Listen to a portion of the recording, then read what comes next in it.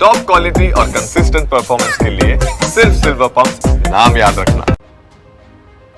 નમસ્કાર, સમાચારોમાં હું છું આપની સાથે હિરલ મહેતા। વાત રાજકોટની કરવી છે કે જ્યાં ફોઈ ભત્રીજીના અપહરણ મામલે વધુને વધુ ખુલાસા સામે આવી રહ્યા છે।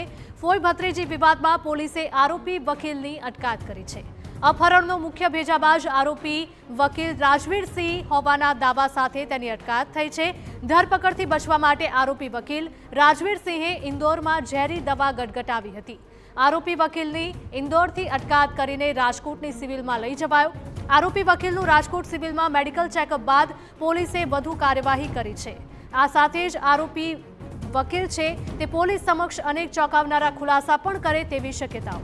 સંવાદદાતા મોહિત જોડાયા છે વધુ અપડેટ સાથે। મોહિત, જણાવશો કે ફોઈ ભત્રીજી વિવાદમાં હવે આરોપીની પણ ધરપકડ થઈ છે, શું વધારે અપડેટ?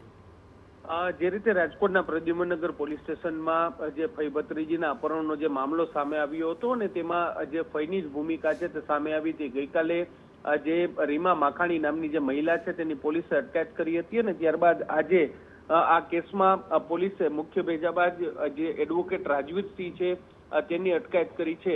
જ્યારે આખો મામલો સામે આવ્યો હતો રાજકોટના રેસકોર્સ ગ્રાઉન્ડ ખાતેથી જે ફઈ અને તેની 6 વર્ષની ભત્રીજીને સાથે રાખીને રાજવીરસિંહ છે તેને સૌપ્રથમ મોરબી અને ત્યાંથી અલગ અલગ સ્થળોએ જઈ અને ઇન્દોર પહોંચ્યા હતા, પરંતુ પોલીસ તેની પાછળ હોવાની તેમને જાણ થઈ હતી અને તેને કારણે જ તેમને આ ફઈ ભત્રીજીને એકલા મૂકી અને પોતે જે ઇન્દોર ખાતે ઝેરી દવા પી અને ધરપકડથી બચવા માટેનું નાટક છે તે કર્યું હતું। ત્યારબાદ રાજકોટ ક્રાઇમ બ્રાન્ચની ટીમ છે તે ઇન્દોર પહોંચી હતી અને તેને સૌપ્રથમ તેની પ્રાથમિક સારવાર થઈ ત્યાં સુધી તેમને જાપ્તામાં રાખ્યો હતો અને ત્યારબાદ હવે તેને રાજકોટ લાવવામાં આવ્યું છે। રાજકોટની સિવિલ હોસ્પિટલમાં તેની જે મેડિકલ ચેકઅપ છે તે કરવામાં આવ્યું છે અને મેડિકલ ચેકઅપ કર્યા બાદ પોલીસ છે તેની સત્તાવાર ધરપકડ કરશે અને આ કેસમાં આગળની કાર્યવાહી હાથ ધરશે।